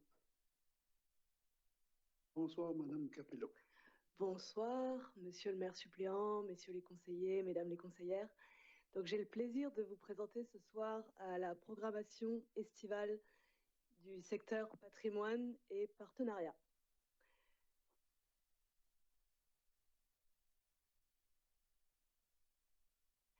Donc, on va d'abord passer à travers le patrimoine et ensuite, donc, on passera sur les partenariats. On a quelques-uns, donc le patrimoine. Donc, le patrimoine, les dossiers qui nous occupent le plus, c'est la serre uniplex, les jardins communautaires, et puis bien sûr, là, on va parler de la programmation estivale de la Maison d'Oiron. Et on a quelques partenariats cet été, donc notamment à travers du jardin de la Maison d'Oiron. On a un beau partenariat aussi avec la zone des musées du Sud-Est et un avec la Fédération des associations des familles acadiennes. Donc tout d'abord, pour le patrimoine, on va parler de la serre uniplex. La serre uniplex, l'été, c'est une période un peu particulière parce qu'on tombe à la fois sur la fin de la rotation de printemps, donc une période très active en juin, puisque là, on a vraiment toute la fin de la récolte, le plus gros don à la Banque alimentaire, où on a donné cette année 200 laitues, 50 cartes, rien que sur la rotation de printemps. On a eu notre dernière récolte ce matin. Donc là, on va rentrer dans la phase de nettoyage complet, de remise à niveau de tous les systèmes en prévision de la rotation automnale. C'est une phase qui est vraiment nécessaire pour permettre de repartir sur une nouvelle rotation. Et le 18 juin, donc mercredi soir, on va avoir un atelier de nutrition avec la nutritionniste professionnelle Lynn Godet. C'est un petit peu une façon de remercier tous nos beaux bénévoles qui ont été investis dans ces sessions de jardinage depuis début février. On avait un groupe de 12 bénévoles qui a vraiment travaillé fort avec nous autres. Donc là, c'est une façon un petit peu de leur donner de quoi cuisiner les beaux légumes qu'ils auront fait pousser avec nous autres. Et ensuite, on rentre donc dans la relâche estivale avec la vérification, la remise à niveau de tous les systèmes. Puisque c'est l'été, le monde jardine plutôt dehors, donc dans les jardins communautaires, là encore, on en a 2, au centre aquatique, où toutes les parcelles ont été distribuées cette année. Et je tiens à souligner la belle collaboration qu'on a eue avec le secteur des réservations, et notamment Sophie Polianska qui a fait un super beau travail de suivi sur la prise de ces réservations. Et au Parc Rotary, on a encore le projet qui se poursuit Nouveaux Horizons pour les aînés. Donc là encore, toutes les boîtes cette année ont été distribuées. On va donc passer sur le cœur du sujet au secteur patrimoine ici, c'est la programmation à la Maison d'Oiron avec bien sûr ses visites. Donc les visites, elles ont lieu du lundi au dimanche, de 10h à 17h, sauf le samedi où c'est jusqu'à 15h pour laisser la place aux réservations. Et les visites, donc elles ont déjà commencé, elles commencent à partir du 2 juin et elles vont se poursuivre jusqu'au 29 août. Donc on a, comme les années précédentes, la formule de visite classique où ce sont nos étudiants qui emmènent les visiteurs à travers la maison et les différentes pièces. On a la visite un peu plus numérique avec les tablettes et la version interactive. Et on a surtout une grosse nouveauté cette année. À partir du 2 juillet, nos étudiants ont travaillé très fort sur la conception d'une visite théâtralisée en costume traditionnel acadien. Donc là, on sera encore sur un format visite, mais à partir du 2 juillet également, nos étudiants ont préparé aussi des mini-spectacles qui auront lieu les mercredis et les jeudis. Donc là, on va un petit peu s'éloigner du format de visite classique traditionnel pour arriver sur quelque chose de plus théâtral, de plus interactif avec les visiteurs. Ensuite, un autre temps fort de notre programmation à la Maison d'Oiron, c'est bien sûr les dimanches chantants. Donc les dimanches chantants, c'est une formule d'événement qu'on a mis en place depuis 1 an, donc c'était déjà là l'année passée. On va essayer de bonifier cette formule au fil des années parce que ça avait été un beau succès l'an passé. Donc c'est une programmation musicale qui a lieu tous les dimanches, du 22 juin cette année au 24 août, de 14h à 16h dans la grange de la Maison d'Oiron.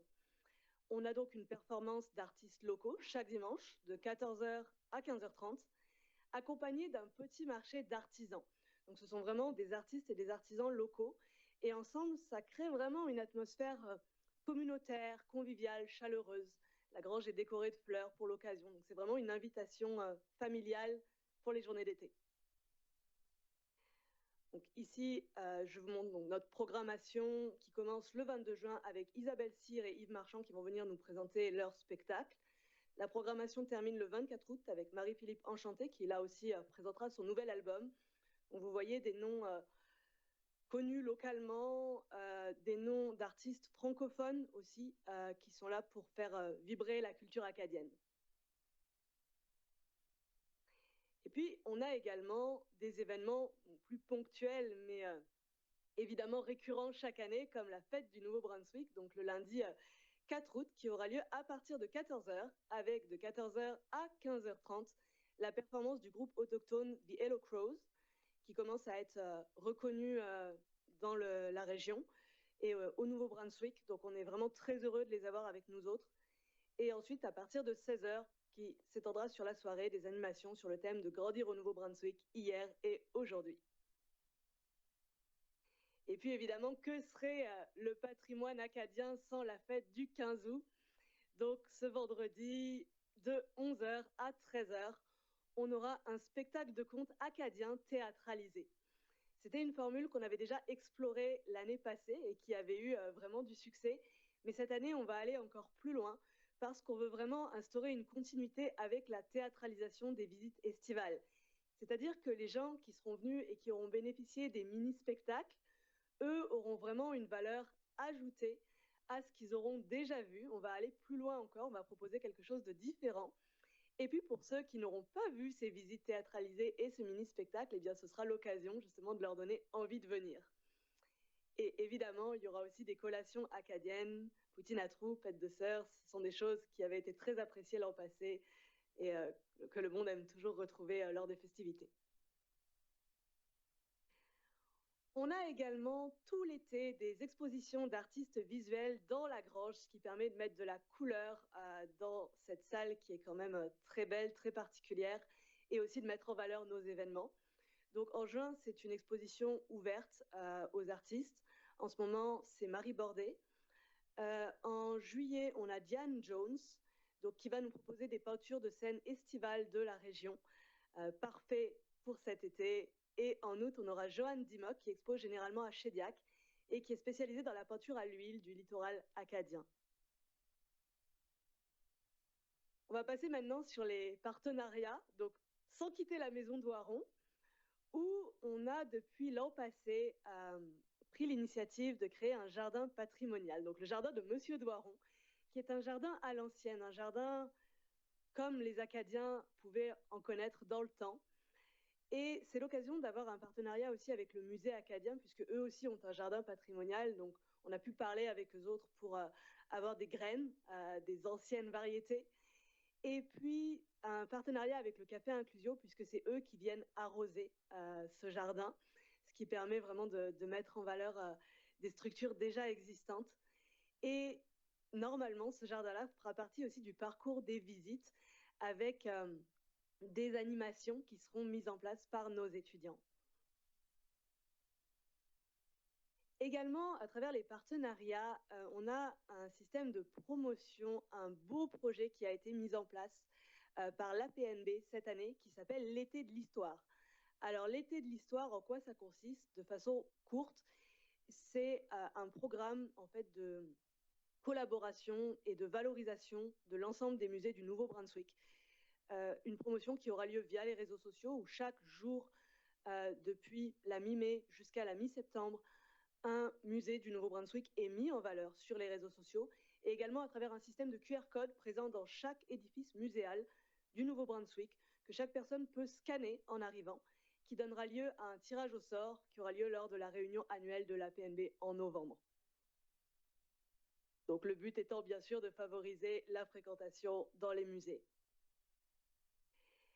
Et également donc un partenariat et pas des moindres lors de la commémoration de l'acte de déportation des Acadiens qui aura lieu le 28 juillet de 17h30 à 18h30. On a donc contacté la Fédération des associations des familles acadiennes qui œuvraient pour cette commémoration jusqu'à date, en proposant également notre collaboration avec un partenariat avec l'Académie de ballet classique et de danse moderne de Dieppe, qui pour l'occasion nous enverra 3 ou 4 étudiants qui feront très solennellement une démonstration de claquettes. Et on aura également une petite commémoration où les familles acadiennes seront invitées à écrire leur nom sur des feuilles de papier aux couleurs donc or, bleu, blanc et rouge. Et ces fleurs seront ensuite réutilisées lors de la décoration de la grange le 15 août pour souligner eh bien, la résilience de ce peuple acadien depuis l'acte de déportation jusqu'à la célébration du 15 août. Voilà, donc toujours à la Maison Doiron et à travers notre secteur, c'est la francophonie qui est mise à l'honneur et la valorisation de notre belle culture acadienne. Est-ce que vous avez des questions ou des commentaires? Est-ce qu'il y a des questions, commentaires? Madame Josée Turgeon-Roy. Ben moi, c'est sûr, ça sera un commentaire. Bravo, bravo, bravo. Je ne sais pas si vous louez des chambres à la Maison Doiron, mais je resterai là pour l'été. Mais j'ai vraiment hâte. Puis vraiment, on va en faire la promotion. Belle programmation. Chapeau. Merci beaucoup. D'autres questions ou commentaires? J'en vois pas, mais moi, j'en ai un. Vous n'avez sûrement pas chômé pour nous préparer un programme comme ça pour la Maison Doiron. Alors, félicitations, bravo. Merci beaucoup. Merci.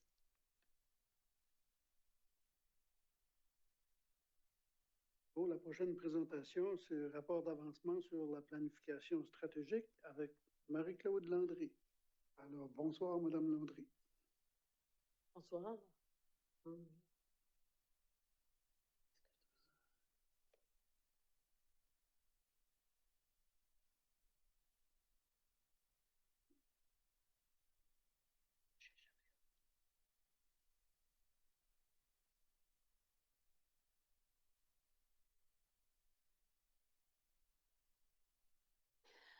Alors, bonjour, Monsieur le maire suppléant, conseillère, conseiller, collègues.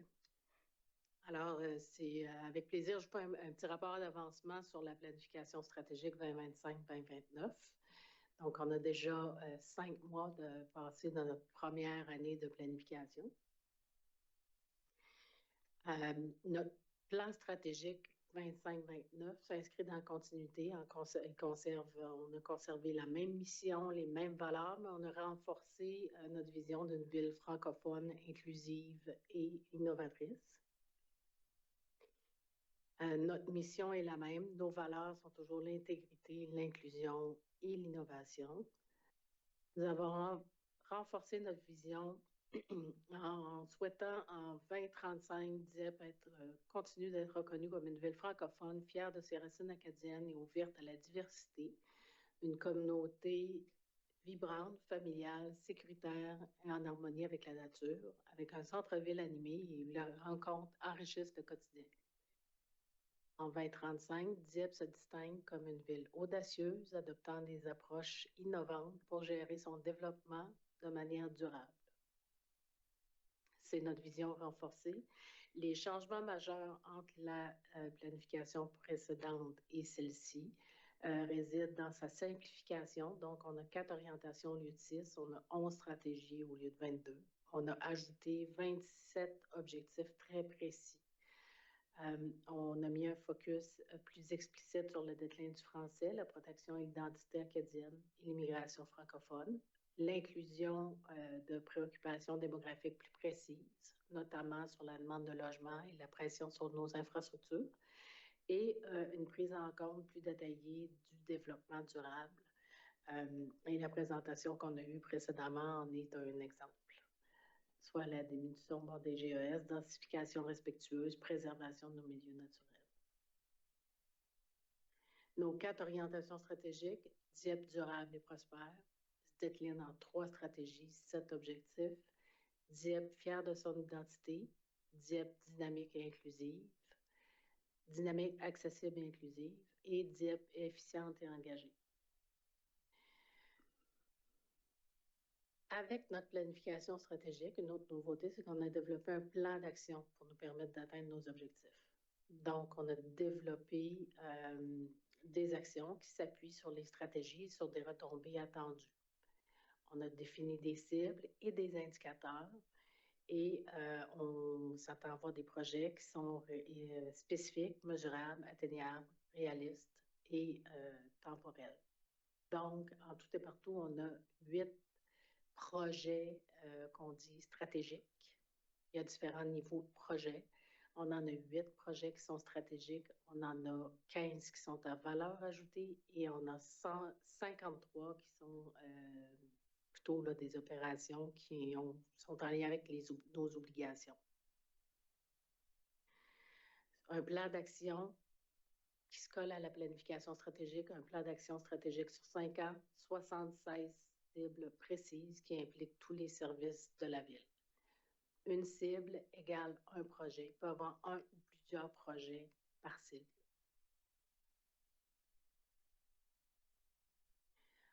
On s'est doté d'un outil de travail qui est un tableau de bord partagé qui nous permet de suivre la planification stratégique et d'évaluer les retombées attendues.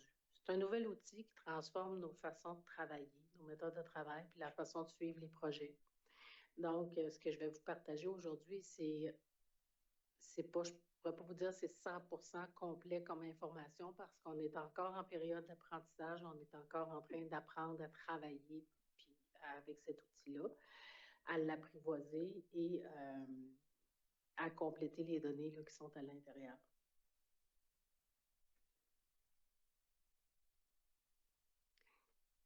L'outil me permet de voir pour mes orientations, ce que vous voyez là, c'est la progression des orientations sur 5 ans. Donc, sur 5 ans, on devrait avoir atteint 100% de nos objectifs. Donc, si on fait une maths très simple, on se dit à chaque année, on devrait être rendu à 20% de nos orientations. Donc, à la fin de l'année, je devrais être rendu à 20%. Il y a certaines orientations où ça va beaucoup plus vite que d'autres, parce qu'il y en a qui, ça dépend, il y a l'étape 1 est dans une orientation, alors que l'étape 2 en est dans une autre. En fait, ça ne fait pas de sens ce que je viens de dire, j'ai le rhume. Excusez-moi, c'est qu'il y a des choses qu'on doit faire avant de faire d'autres choses. Donc, c'est ça, je veux dire, parce que si un projet est dans une orientation, il reste toujours dans la même orientation. Donc, pour notre première orientation, DIEP durable et prospère, on a différentes stratégies. Et pour la stratégie 1.1, on a 3 objectifs et ces 3 objectifs-là devront se réaliser en 2026, 2029. Donc, il n'y a pas de données actuellement pour cette stratégie-là. La deuxième stratégie, orienter la densification et la mixité du développement dans des secteurs ciblés. On a 2 objectifs, dont un où on voit qu'il y a une bonne progression. Dans cet objectif-là, le premier, c'est, on a entre autres le plan secondaire, la stratégie de croissance urbaine. Donc, ça vient s'inscrire, ces initiatives-là, ces projets-là viennent s'inscrire dans cette orientation-là. La stratégie 1.3, valoriser les espaces verts et les milieux naturels. Donc, tantôt, on a Alexandre Truchon-Savard qui nous a présenté l'étude du réseau écologique pour l'ensemble du territoire, mais à ce moment-là, ça vient s'inscrire, le morceau qu'il nous a présenté vient s'inscrire dans cet objectif-là, qui est le premier objectif de la stratégie 1.3. DIEP, fier de son identité, nous avons 9 cibles. J'ai dit tantôt, une cible égale un ou plusieurs projets. Pour la première stratégie qui est favoriser le développement d'un environnement propice à la vitalité du franc-cible, nous avons 3 objectifs. On voit que ça progresse bien. C'est des projets qui portent sur toute la durée du plan et dans ces cibles-là, on a des éléments comme la stratégie d'immigration qu'on est en train de mettre à jour, la stratégie pour la francophonie aussi. La stratégie 2.2, faire rayonner la culture acadienne. Alors, on avait 2 objectifs qui est développer notre offre touristique et assurer la vitalité de l'identité acadienne dans l'espace public. Donc, ça, c'est des choses qui vont se faire entre 2025 et 2029 avant d'avancer dans la deuxième objectif. On attend d'avoir été dans la stratégie précédente définie ce qu'est l'identité acadienne correctement. La troisième orientation, DIEP dynamique, accessible et inclusive, on a 4 cibles sur 21. Donc, la stratégie 3.1, c'est répondre aux besoins de la communauté par une offre de logement variée dans des milieux de vie de qualité. Pour cette stratégie-là, nous avons 2 objectifs. Alors, on voit qu'on a avancé sur le premier objectif. Et le type de projet qui est inclus là-dedans, on a la mise en œuvre de la stratégie de logement, entre autres. Pour la stratégie 3.2, développer des infrastructures et des services de mobilité durable, on a 3 objectifs.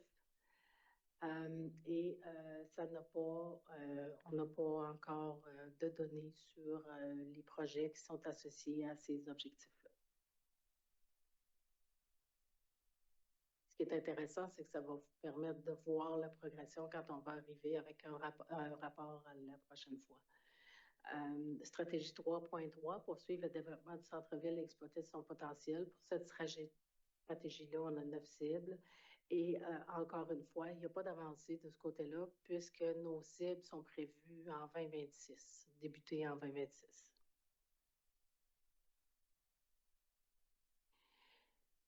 Stratégie DIEP efficiente, l'orientation DIEP efficiente et engagée, stratégie 4.1, assurer la capacité organisationnelle de la ville. Donc, on avait on a 2 objectifs, doter les services internes des ressources nécessaires et on a augmenté l'efficience de l'organisation en utilisant les technologies. On voit que celui-là, il est à 0%, mais c'est pas tout à fait exact parce qu'il y a des choses qui ont été faites, mais il y a des choses qui sont préalables aussi. L'implantation de Microsoft 365 est un préalable, donc on est en train de travailler là-dessus. Et ça ralentit d'autres projets. La stratégie 4.2, favoriser l'amélioration continue, la gestion du changement et la gestion efficiente des ressources. On avait 3 objectifs, 6 cibles. Donc, on veut mettre en place des processus qui favorisent l'efficience et l'amélioration continue. On le fait. Ça avance bien. On a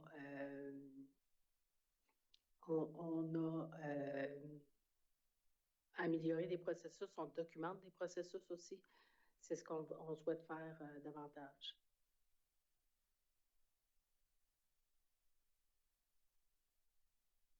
Stratégie 4.3, structurer et stimuler l'implication du public.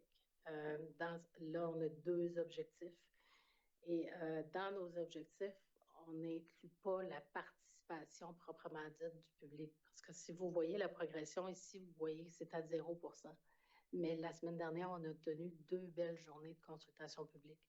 Donc, les cibles qui ont été identifiées dans notre plan d'action stratégique, c'est plus la révision de la politique, puis la réalisation d'outils pour mettre en application notre politique. Donc, ce n'est pas la consultation publique proprement dit qui, elle, on en fait quand même.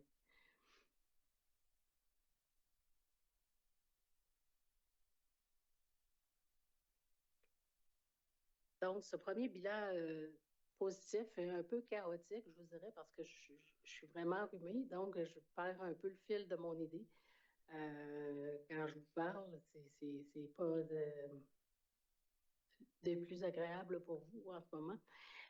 Mais ce bilan, j'espère, vous démontre que les initiatives sont bien lancées et on est sur la bonne voie.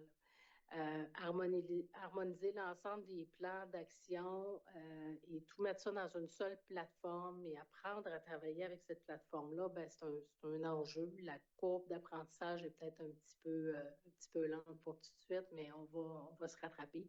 Et dans les prochains bilans, on va pouvoir vous fournir des bilans un peu plus simples sur la progression de chacune des orientations, des objectifs, des cibles qu'on a. Avez-vous des questions? Est-ce qu'il y a des questions? Madame Godbout? Moi, je prends mon tour aussi pour vous féliciter parce que dans la gestion du changement, je trouve que vous nous donnez quand même beaucoup d'informations qui nous permettent de suivre l'évolution. Puis ça, c'est vraiment remarquable et pas facile à faire. Alors, je félicite aussi tous les employés qui contribuent, qui s'y mettent parce que la gestion du changement, c'est pas facile, mais de toute évidence, vous êtes en train d'effectuer les changements et l'évolution vraiment positive des choses. Fait que pour moi, ça, c'était un très bon pied de départ pour une nouvelle planification stratégique, même si ça peut paraître difficile de nous donner des rapports où on se semble donner des petits montants. En effet, moi, je le vois, que c'est bel et bien l'évolution, puis je vous félicite beaucoup là-dessus, puis de nous l'avoir présenté, moi, d'une façon que là, je me sens vraiment comme si je peux aller m'informer facilement, avoir un point, poser des questions qui sont ciblées sur les enjeux et vous faire confiance sur le reste. Alors, merci beaucoup pour ça. Moi, j'apprécie beaucoup le rapport. Merci. On essaie avec cet outil-là de vous amener une constance où on va vous présenter toujours l'information de la même façon. Merci. Les autres questions? Peut-être complémenter, oui, la gestion du changement, on est en train d'en vivre pas à peu près depuis les derniers temps. Alors, merci à l'équipe de direction, puis merci à Marie-Claude pour cette initiative avec le logiciel qui est vraiment plus clair et un jour sera plus facile à partager l'information. Alors, merci à l'équipe de direction parce qu'il y a beaucoup d'énergie qui a été consacrée à ceci. Ouais. C'est vrai. Alors, merci beaucoup pour la présentation. C'est un bon départ, puis bravo. Merci. Bon, ça termine les présentations. Maintenant, on va faire des mises à jour sur les commissions et comités externes. Alors, oui, c'est ça, pour ceux qui en ont à faire. Alors, je vais commencer à ma gauche avec Mme Janin.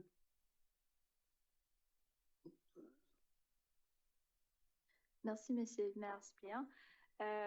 J'aurais juste deux petits messages. Je n'ai pas grand-chose à ajouter, mais pour le Théâtre Capitole, le 4 juin dernier, c'était la soirée des membres. Donc, c'était la présentation de 32e saison de spectacle au Théâtre Capitole. Donc, ils ont présenté près de 50 spectacles à présenter pour la prochaine année. Puis sinon, ce mercredi, le Centre des arts et de la culture de Dieppe, son assemblée générale annuelle, c'est mercredi 18 juin à 18h30. Et puis, ça sera ma première réunion avec eux officiellement. Donc, j'ai bien hâte d'y participer. Merci. Merci, Mme Janin. Quelqu'un d'autre qui a quelque chose à rapporter? Mme Godbout. Oui, merci. Juste une confirmation qu'au niveau de l'autorité policière, vous aurez prochainement une présentation sur les indices de performance clés qui ont maintenant été adoptés. Alors, on a réussi à les prendre un très grand nombre à des nombres beaucoup plus ciblés et certains qui ont été demandés par les municipalités. Alors, vous aurez dans la prochaine réunion des 3 municipalités l'occasion de présenter les indices de performance clés dont vous avez demandé à être clarifiés. Alors, l'autorité policière a effectivement fait ça. Ils seront présentés à la prochaine réunion. Et dernier rappel que la réunion annuelle de l'autorité policière, c'est le 19 juin, donc jeudi de cette semaine à 18h à l'hôtel de Ville de Moncton. Merci. Monsieur Lantaigne.